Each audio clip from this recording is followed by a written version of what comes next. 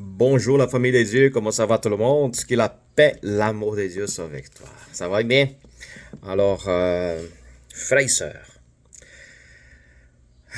récapitulant qu'est-ce qui s'est passé dimanche. Alors, la parole des dieux, ça s'y trouve en 2 Pierre 2. Il parle à propos des faux docteurs de la parole des dieux, des faux prophètes, des faux enseignantes. Alors, ça nous garde une alerte des savoir-vivre, à étudier les Écritures, à chercher des réponses de la part des dieux sur tout ce qui nous est informé par l'homme. Alors, si vous n'avez pas encore le discernement des savoirs puis des sentiers dans l'esprit, de qu'est-ce que la personne est en train de vous dire, si c'est vrai ou faux, retourne-le dans les Écritures. OK? L'apôtre Paul a conseillé les Corinthiens, dit, même que je vous prêche, vérifiez dans les Écritures.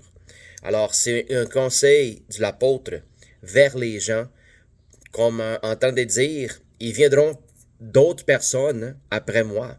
Alors, vous allez continuer à vérifier. Jésus nous avertit que même après lui, ils viendront des faux maîtres, des faux prophètes, des gens qui vont dire, je suis le Christ.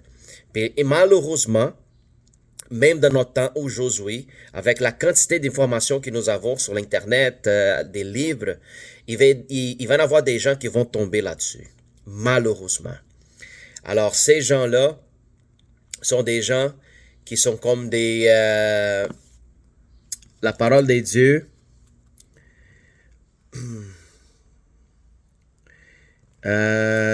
Ici, en 2 Pierre 2, 17, il dit, ces gens sont des fontaines sans eau et des nuages emportés par la bourrasque. Les ténèbres obscures leur sont réservées. Les ténèbres obscures lui sont réservées. Il parlait aussi à propos de Balaam. Balaam qui était un prophète des dieux, mais qui était loin du Seigneur. Écoute, il était loin des dieux, mais il prophétisait pareil. C'est bizarre ces affaires-là, parce que lui, il a reçu le don prophétique. Alors, lui s'est laissé vendre, par les ennemis d'Israël à cause de l'argent. Il a prophétisé 3 fois contre le peuple, mais aucun résultat. Il n'avait pas de résultat contre le peuple d'Israël, contre le peuple béni. Qu'est-ce que ça va dire? Même si un prophète qui a la puissance, de prophétiser puis la prophétie s'accomplir, si toi tu marches dans la voie droite de l'Éternel, dans la sainteté, même si un prophète qui s'appelait selon le Seigneur lance une prophétie mauvaise contre ta vie, ça va pas se produire. Pas du tout. Si un prophète de Dieu qui lançait un sort contre le peuple de Dieu, ça n'a pas marché, imagine-toi un sorcier, une sorcière. Ça marcherait pas non plus.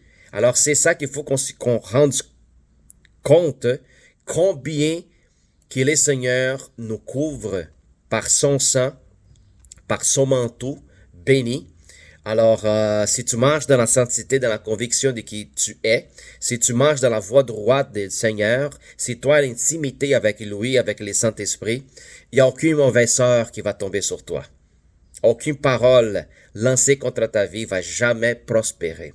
Alors, tous ces gens-là, qui ont une apparence religieuse, des saintetés, mais en vérité sont comme des tombeaux pourris à l'intérieur, les autres, il y a une condamnation, il y a un jugement très sévère par leur vie. Alors, frères et sœurs, gardez ça dans votre vie, dans votre cœur, des marchés. Le Seigneur nous appelle, le Seigneur veut venir chercher une église pure et sans tache. Alors, moi, je veux être là-dedans. Alors, tout ce qui est mis contrôle, tout ce qui essaie de me dominer, la parole de Dieu, dans le même chapitre, 2 Pierre 2, dans les versets, laisse-moi voir ici,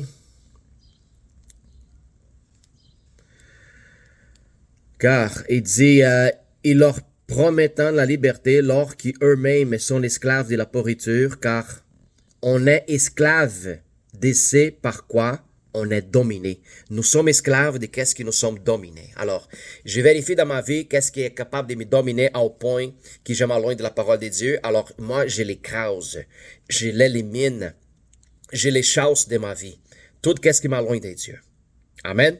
Alors, je vous souhaite une excellente journée. Réfléchissez sur ces paroles-là, puis que Dieu vous bénisse. Juste un petit rappel. Dimanche qui s'en vient, les 19, nous serons au parc Jarry à partir de midi pour notre service extérieur. Alors, n'oubliez pas de venir participer, appeler un ami. On va en avoir du fun, apporter votre chaise, de la bouffe à manger puis à boire. Puis aussi pour partager puis donner un peu à la fraternité. Amen. Nous serons là pour s'amuser. Ça va être midi à environ jusqu'à 4h, 5h, comme vous voulez. Nous allons partager la parole, la voix de la louange, la musique et aussi dans la évangélisation. Alors, ne manque pas, nous serons les 19 les dimanches sur le parc Jarry. Jésus ADN. Manifester le royaume des dieux sur terre. Sois béni et à bientôt.